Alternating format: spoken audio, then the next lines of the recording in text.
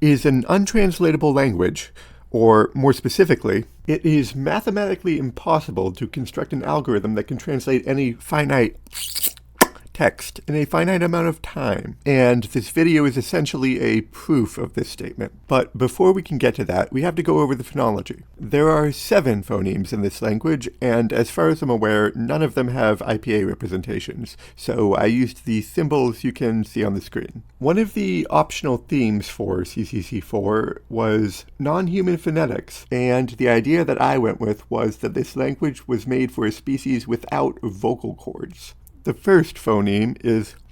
This is not to be confused with the bilabial or dental clicks found in some natural languages. To pronounce this phoneme correctly, you have to stick your tongue out of your mouth slightly, close your lips around it, then apply negative pressure while retracting your tongue. The second phoneme is. To pronounce this sound, you have to bite your bottom lip and then blow outwards, vibrating your top lip. The third phoneme is. Again, bite your bottom lip, but suck inwards this time, causing your bottom lip to vibrate. The fourth phoneme is. Pull your lips back, sort of like you're pronouncing the closed front unrounded vowel E, and then exhale, vibrating your cheeks. The next sound is. You'll note that, as the orthography suggests, you make this sound by putting your mouth in the same position as the previous sound, but inhaling this time. The next sound is. You pronounce this by creating a pocket of air between your tongue and your hard palate, and then compressing this so that the air escapes forward. This is a bit like the palatal-alveolar click found in some natural languages. However, this is more drawn out, and the focus is on the forward stream of air rather than the lateral. The final phoneme is. Which is made by putting your tongue in a similar position to the previous phoneme and then moving the back of your tongue up and down rapidly.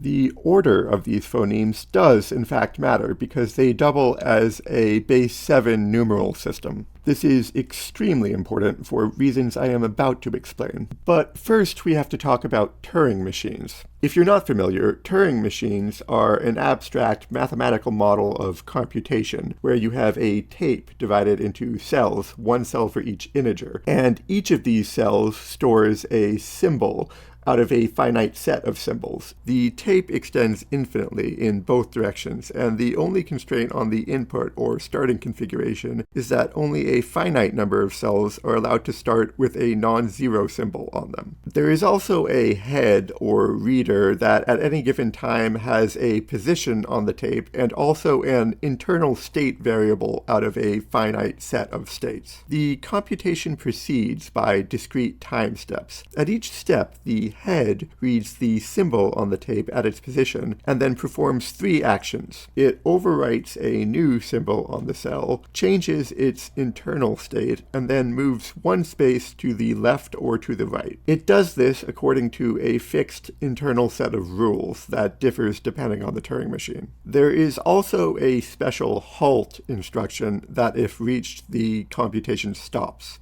Now, for our purposes, we're going to add in the additional constraint that each Turing machine must have at least 2 states and at least 2 symbols. Using the method described here, we're going to give each possible Turing machine a number. As you can see, we're simply combinatorially enumerating every possible set of rules. We begin by listing every possible Turing machine with 2 states and 2 symbols, and once those are all enumerated, we move on to Turing machines with 3 states and 2 symbols, then 2 states and 3 symbols, then 4 states and 2 symbols, then 3 states and 3 symbols, and so on. Now, for our purposes, we're going to classify each Turing machine according to 3 separate properties. We'll refer to a given Turing machine as infinite if it never halts, regardless of what input it starts with. Likewise, we'll refer to a Turing machine as fully finite if it always halts no matter what input it starts with. A Turing machine which halts on some inputs and does not halt on other inputs is partially finite.